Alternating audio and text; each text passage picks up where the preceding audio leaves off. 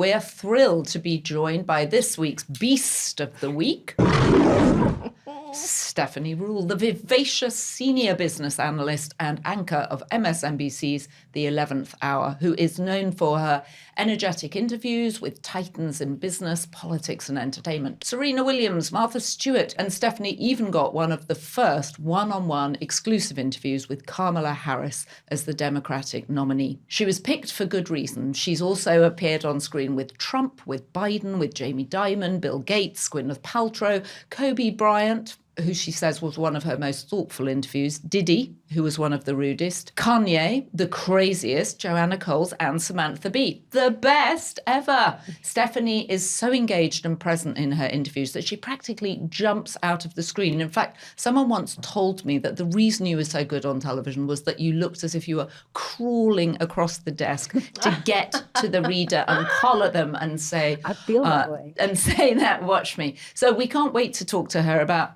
everything going on this week, specifically ABC's pricey settlement of the Trump defamation lawsuit. Stephanie, welcome. Thank you. Thanks for having me. I did want to start with someone else that you've interviewed, Jeff Bezos, who's going down to Mar-a-Lago today. We're recording this on a Wednesday. What do you think he and Donald Trump are going to talk about? I actually interviewed Jeff Bezos the day he launched his rocket, the day he went to outer space. Listen, Jeff Bezos came back pretty quickly, right? He did. 11 minutes. He did. 11 minutes. Listen, he's going down there to do what everyone else is. And I'm not going to say kiss the ring. They're going down there to play ball. And while a ton of people are very angry to see all these business leaders go down there, I don't know why we thought that they're anything but pragmatic, right? They lived through Donald Trump the first term. They all witnessed Republicans versus Bob Iger and Disney. And not only does no one want to be in that position, they all know that Donald Trump is completely transactional, right? They are going through, they're just wrapping up the Biden administration where if you ran a business, if you are successful, chances are you only got more successful and your business grew in the last 4 years. However, it's safe to say you didn't have a direct line into the White House. Lena Khan, who runs the FTC, was not open to your ideas of mergers and acquisitions, and they know that Donald Trump is. And I'm not saying that as a positive or a negative. Most things he doesn't even have a view on, right? A year ago, Donald Trump was anti-cryptocurrency, right? I'm not sure he knows what AI stands for. But one of the reasons I think guys like a Jeff Bezos or certainly an Elon Musk know that one of the most important transformational things that are going to happen in the next 5 years is what artificial intelligence is going to look like. What does Donald Trump think? He thinks nothing. He doesn't care. But he will happily hand over power, control, opinions from any one of these people if they give him what he wants. We don't know what that is. Chances are it's something having to do with personal business or just kissing his ring and giving him more power, which he loves. Well, and we know that he wants funds for the inauguration. So we saw Dara at the CEO of Uber, whose last name you can pronounce and I probably can't, gave $2 million to the inauguration fund. Mark Zuckerberg has given $1 million to the inauguration fund. So that's clearly one way of appeasing Trump. The thing I wanted to ask you is Donald Trump famously is actually bad at running businesses. Yes. You know, Trump Water, Trump University, Trump Steaks. So what did they think of him as a business person? They don't have to think about him as a business person. They have figured him out. He's completely transactional. And when you talk about these people that have infinite wealth, what they don't have is infinite power. They have regulators. They have the SEC that could be on them at any given moment. They've got regulations standing in the way of how they want to grow their businesses and change their businesses. And they know that Donald Trump is purchasable, right? And the fact that you could have a bat phone into the Oval Office, that's worth a lot of money. Do you think it was an investment mistake for me to buy you both Donald Trump gold watches for Christmas? I wanted the sneakers, but I'll take the watch. Okay. But the thing that I think is so interesting. I wanted the Bible. I'm just saying Yes, I wanted there you the go. Donald Trump authorized Bible. Mm-hmm. Still a chance. In 2016, you did not see these people go to the inauguration. You did not see American designers line up to dress Melania. And even after Trump won, CEOs were walking a tightrope. Should we join this business council? Should we go to the White House? Because they knew they were going to get backlash from their employees, from their customers, probably not their. It could end up being their shareholders if customers would have left. They feared boycotts. That fear seems to be gone. And it's not like Donald Trump won in a landslide. He definitively won. And yes, Republicans gained control of Congress, though Mike Johnson has the thinnest margin than you've seen in a very long time. I just find it so interesting that it was such a complicated thing for business leaders to interface with Trump when he was president last time, right? Even for a CEO to say on record, well, Donald Trump seems to be pro-business, let's see what that's going to look like. If you said something like that, you'd face serious backlash. Somehow that's all dissipated. Well, I feel like everybody's just playing the hand of cards that they've been dealt now. Now everyone's just like, well, we got 4 years, whether we like it or not. Let's do this thing. Let's survive. And they fear, in the same way that CEOs fear the backlash that Bob Iger got, people don't want it. Right. Well, let's talk about the Bob Iger moment and the DeSantis decision, obviously the governor of Florida, to go after Disney because of the Don't Say Gay bill.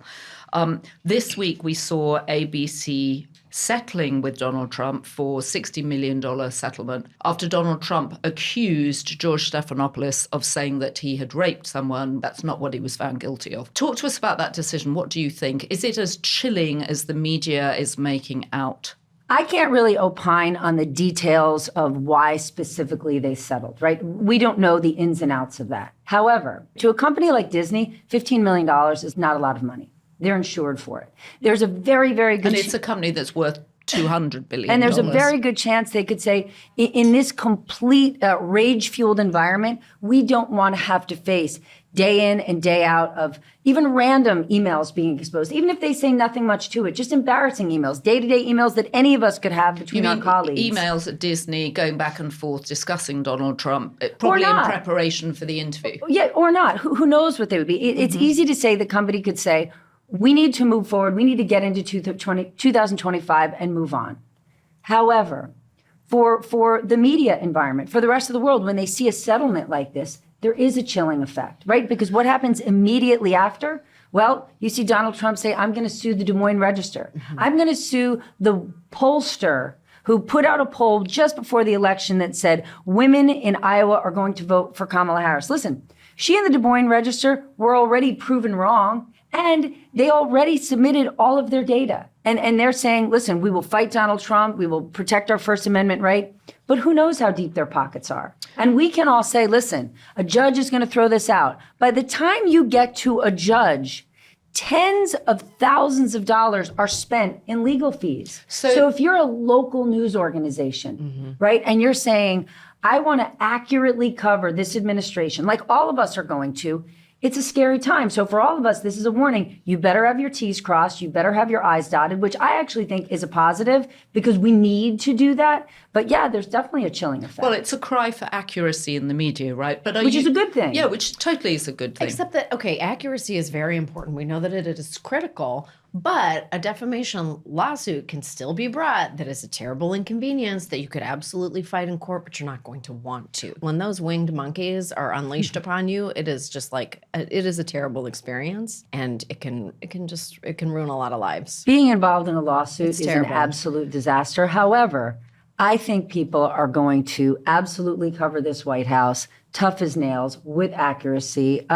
So what's your interpretation of the Disney decision then? It's pragmatic business. This is a huge company that's got it's got parks, it's got all sorts of business. This is a small distraction from its news division. That is my take. However, I really can't opine on why exactly did they do this. We don't know, right? We don't know what happened there, but from a business perspective, it makes sense that they would say, settle this, move on. And what does it mean for George Stephanopoulos?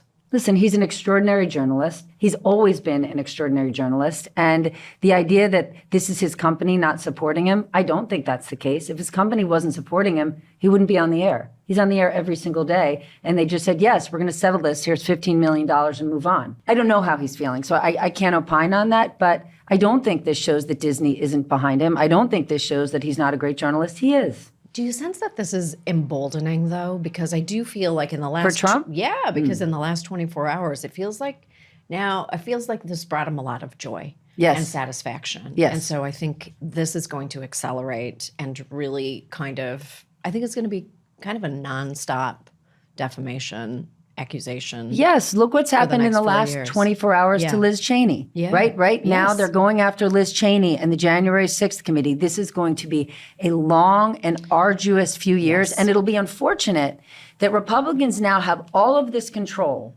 If they end up spending their time just going down litigious rabbit holes, which, by the way, this isn't new for Donald Trump. This has always been this his is signature. standard behavior. Okay? This is Yes. what He he's has done to been people he goes into business with. dozens and dozens of lawsuits, right? You can do an entire podcast series of contractors and subcontractors over the years who Donald Trump had a financial dispute, didn't pay the bill, underpaid the bill. So Donald Trump getting into a lawsuit is not new news. The question is, how are people going to interface with it? Right. Well, and also, how does this play out over a period of the next 2 years until the midterms? It all depends on what happens, because a lot of people said, we are voting for change. We want something that's different. And so if he spends the next 2 years just going down rabbit holes of the Des Moines Register and Liz Cheney, that's not going to help people's lives get better, right? At the end of the day, people want to be financially secure, physically safe, socially free. And they want the government to ensure that that happens. People right now feel angry, they feel disappointed, despite the fact that we have the most prosperous country in the world, and they said, I'm voting for something different. And now it's sort of like, all right, Republicans, you've got the ball. What you gonna do? So let's talk about that disconnect, because actually, we all love that book, Factfulness, which actually talks about the fact that for the most part, our lives are much better than they were 15 years ago, 20 years ago, certainly 50 years ago. And yet there is such a disconnect with how people talk about their lives and how they say they feel about their lives. Plus, we know that a lot of people say they have mental health issues, they're living with tremendous anxiety, whatever the pressures of that. I know this is something you feel strongly about. I feel so strongly, because I think at the root of this is the business of rage, right? Forever and ever, we thought, sex sells. Sure, sex sells.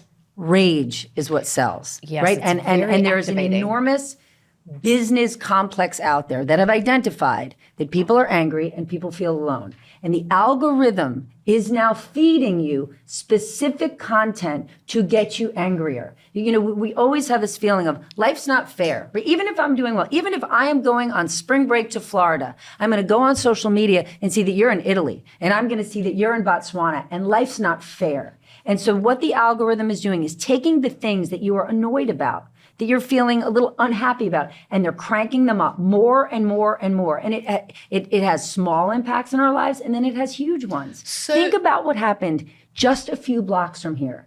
2.5 weeks ago in New York City, a CEO was walking into a business conference and was gunned down. He was shot in the back. That doesn't take away from the fact that the health insurance is deeply flawed in this country, that we have a sick country, that people are being treated terribly. You can put that in category A. But in category B, a human being was gunned down, and people are celebrating it and treating him like a folk hero.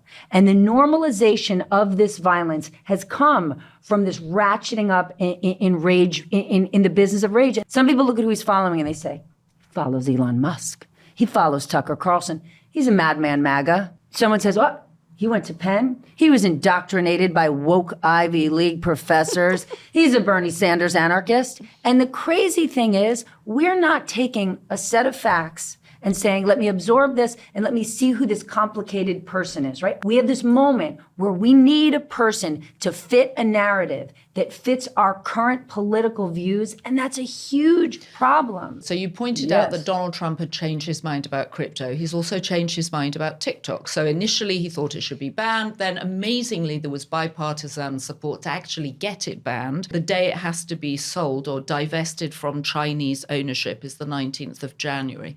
Where are you on TikTok? What do you think should happen? What's amazing is I love when Donald Trump was asked about TikTok with my colleague Kristen Welker, and he said, TikTok, I did really well on TikTok in the election. They love me on TikTok. They love me. The youngins, they love me. I think TikTok is just part of this problem. We have no regulation on our social media platforms. Ask millions of people on the street, where do you get your information? Where do you get your news? And they're going to tell you social media. And Well, these I think social they're going media, to tell you TikTok, actually. You're right, And yes, I do yes. think TikTok's different to Facebook I should declare I'm on the board of Snapchat here, but being owned by an adversary is very unusual. To have a media company owned by an adversary is unheard of in America. There's certainly no reciprocity. You cannot get Google in China, you can't get Snapchat, you can't get Instagram. So why are we allowing them here? We wouldn't allow the Russians to own NBC or ABC. What is TikTok doing here? If you remember in the Robert Mueller report, I want to say it was in the first few paragraphs when he was talking about Russian interference. He said, foreign interference had one goal in this election: to sow discord and chaos. And that is exactly what happens on TikTok, right? The most famous TikTokers out there are just spewing things that aren't true to get people fired up and angry. But the amazing thing is, lots of Americans would say, well, I don't care. I love my TikTok. I love my cooking videos. I love my dance videos. And when you watch that and you step back, you start to feel like I'm in a movie right now. This is like watching a suspense thriller of people saying, yes, I know I'm being poisoned, but it tastes so good. So the question of do the right thing, come on, like whether it's I need ownership those sheep of mask TikTok. videos. So how would you regulate them? Because the complexity around this is, of course, how do you regulate these these companies, which we know is complex. Well, do we? I mean, all the people who are in charge now have no interest in regulating these companies anymore. I mean, all of these people have been so elevated. I just don't see it happening. But no, we're unlikely to get regulation there or anywhere else. The fact that a traditional news organization, everything that we say and do goes through legal and standards, that we have to own what we say or we are liable for it, we face this scrutiny. And I'm not saying it from a place of envy. I'm saying it from a place of just corporate social responsibility. And the analogy always used is a phone call, that you can't blame the phone companies for conversations that people have on the phone. Similarly, with social media, there are billions of messages going every single day. How do you physically, or even what is the mechanism for regulating it? You know what, Joe? You start to figure it the hell out. Right? These we keep talking about these companies like they're these baby little companies with 32-year-olds running Stephanie, them. Lots of people have tried to think about this. How do you regulate it? You just said, let's regulate them. How do you do it? What would you do? You have to put some level of standards on this. You have to actually designate, this is news content, this is not news content. The audience should know immediately where this information comes from, where it's sourced, and what it is. But the information is coming from regular users, regular people, many of whom have set up as newsfluencers who know nothing. Yes. So how do you make them do it? There are millions of them. How do you actually physically impose that? If someone wants to be a news influencer on your site, well, then they are going to have to show, here's my standards. Here's the person who vets all of the content. Here's my sources. Like the same thing I have to do, saying I'm a news organization. And if they don't want to do that, well, then put them in a different category on your site that I'm here for dance videos. Personally, it's super expensive and onerous. But we keep looking at these companies like they're these baby little startups with these hipsters and hoodies. These are the masters of the universe. I would put age requirements on it, first of all. I would put a minimum age on it. And I would also remove anonymity forever. Correct. Okay, forever. And I would just say that almost the first thing that you see when you go outside is kids in strollers with cell phones, because parents are exhausted, they're working 2 jobs, and the first thing they do is hand their kids a screen. And the kid is incredibly smart about working through it. How do you grandfather it in if you bring in age regulations and you say 16, which is what they're saying in Australia, right? How do you physically make that happen when you've had when you've got 13-year-olds who are already on it? Well, you're always going to have that, but you won't have kids getting their own accounts at the age of 8. Like, I understand that it's not going to solve every problem, but it may solve problems moving forward. And you're starting to, right? When Jonathan Haidt's research came out and his book came out, you're actually starting to see some of that movement, right? So I have an 11-year-old daughter who forever and ever has been counting the days to get a phone when she's 12. She's no longer getting one when she's 12. She's getting one when she's 14. She is devastated about it. In many ways, she feels like a pilgrim in her school who doesn't know TikTok dances and is one step behind. And that is a difficult battle in my house. But Jonathan Haidt writing that book. Parents across this country starting a movement saying, guess what? My kid just needs a flip phone. This whole argument that I need to have a smartphone, bullshit. That? So I wanted to do that also with my children, and I found that there is always one family who is the weakest link. So the parents will say, you know what, we're going to put we have a line in the sand, you can't have a phone until you're 13, and then some parent gives their kid the phone at 11, and then it all begins to crumble. You know what I really think it is? It's not like you're going to solve every problem in every family. You're just not going to do that. That's not happening. But the more friction you can put in the way, the better it is. The harder they have to work to get the material they're not necessarily entitled to, it makes it better. It just makes it marginally better. What I want to know is how much is the Daily Beast contributing to the inauguration campaign and the library? Well, the Daily Beast would like to be sufficiently solvent. Did businesses also contribute to Biden's inauguration? Some did. Is this fairly straightforward procedure? Listen, the thing that's not straightforward is nobody showed up for Trump in 2016, right? Even Mark Zuckerberg just a few months ago was like, we're staying out of this. They have all changed their tune, which they have a right to do. The one caution I would give people as everyone is coming unglued, saying, oh my God, all these people are in bed with Trump. They might not be in bed with Trump. What they might be doing is playing the game. But we don't know what's happening in any of those rooms. And we do know that Donald Trump is a chronic exaggerator. So they could just be in there covering their bases to make sure they're not a bullseye. But tariffs are something he can impose. And he's learned it from other countries. It is the greatest way to pick winners and losers. Not just to say, I'm going to punish China and impose tariffs, but to say, I'm going to give you an exception. Right? So think about all these businesses or countries that are there right now, and you manufacture something, and Trump is going to say to you, I'm going to impose tariffs on all of your foreign competitors, but not you. How incredible that you would end up with a de facto monopoly. And so that's what this tariff game is. And, you know, fans of Donald Trump would say, this is how he negotiates. And critics would say, this is going to be a disaster. We'll soon find out. Well, Sam feels this very keenly as a Canadian. Oh, yeah. You're Canadian? I am. Well, can I just tell you? Mm-hmm. I just went on vacation to Canada. Oh, you did? Where'd you go?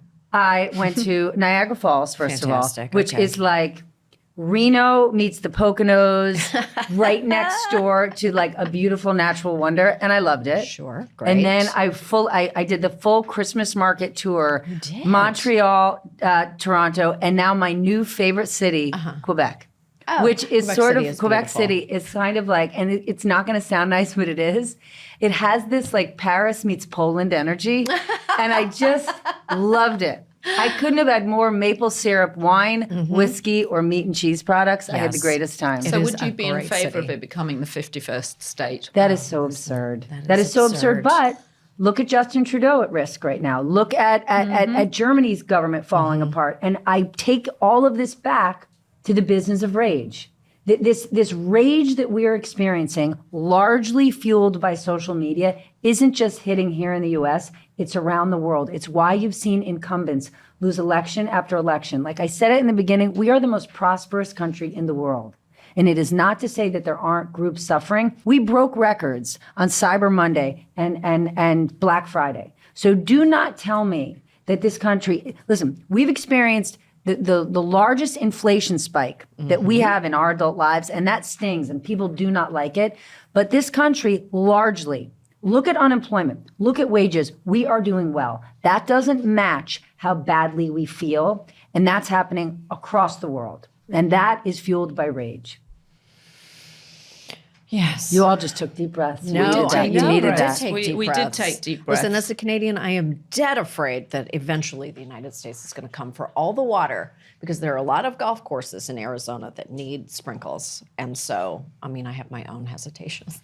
It'll eventually be the 51st state, probably, but hopefully when I'm Well, if long it is, dead. no, on the contrary, I'm going to vote for you for president of your, or governor of the state, as Donald Trump is now calling Justin you. Trudeau Oh, governor. God, oh my God, Canadians are all It's such in a silly flex that we're all falling into that headline. Oh my goodness, he called it the 51st state. Move on.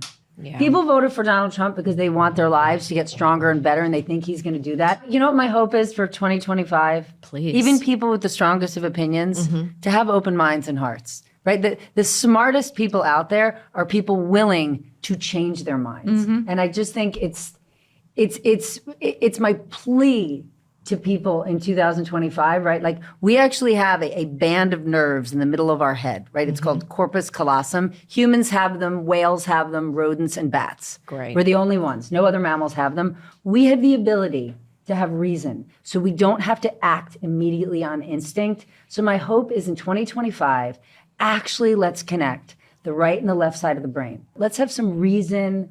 Let's lower the temperature and let's actually try to improve things. I love that. Those are my favorite mammals. There you go. Us, whales, rodents, and bats. It's a great group. Special delivery. Special delivery. It wasn't a dancer. It wasn't This is quite a from dancer. one of my favorite stores in the village. They've sent me a little joke. This is a Christmas package for all of us. This is the first joke. Cole's Christmas pudding. Fantastic. Uh-huh. Oh, I love it. Christmas crackers. Christmas I do love crackers. Christmas I crackers. love Christmas crackers. And then this is the pièce de résistance. These are English sweetmeats called mince pies, which I want you both What's to in try that? because they are delicious. It's not mince meat. I feel like they weigh 5 pounds each. No, sweetmeats it's all good. It's mince pies. They're delicious. They're sugary English treats. Which should But be that- had that's not a warm meat with product brandy. in it? No, it's not a meat try product. it. It's sweet. It's dried fruits. They are Thank absolutely you. delicious. Wow. And Tea and Sympathy makes the best, and it's a place where British people go. I like that to place. celebrate all British things. Yum. And It's Sam is a delicious. baker, so this is my Christmas. You are? This is Delicious. my Christmas treat for the two of you. Yeah, I do love to bake. This is great. Mince Love pies. it. Thank and you. They I like can to also bake. be eaten warm with brandy butter or just regular butter or cheese. I brought for the two of you. cheese. I made honey butter, and I brought you both some. Yeah. No, I don't brought believe whipped you honey. made Whipped honey. it. No, I did. don't believe you made it. You're 100% wrong. Wow. It's in my bag outside Thank because I you. bought gallons of honey when I was in Canada. So I made whipped honey. Amazing. Oh my God, thank you. There you go. Oh, look at There that. you go. Whipped honey for you very too. much. So Oh my goodness, this is Christmassy. Oh my fantastic. Thank you very much. This you. is fantastic. So I was we ma- should also pull a cracker, shouldn't we? this. Look how beautiful these This are. is so beautiful. Oh my God. Spread it I on. can't Ad wait. hoc Bread Christmas and Ingmar. celebration. So if you need Thank crackers you. or you need mince I'm pies, going to take this out. my friends at Tea and Sympathy will take care of you. And you Wow. will get to celebrate in an English fashion, which is Okay. different to an American fashion. Wait, do you do Christmas crackers on Christmas Day or the day before? We do them whenever. You just It's always whenever. good to have a box of crackers, but I do them Yeah. on for Christmas lunch. I do them, Okay. Do we get a crown? and there is a joke in them, and there Thank is you. a silly hat in them. Great. Okay.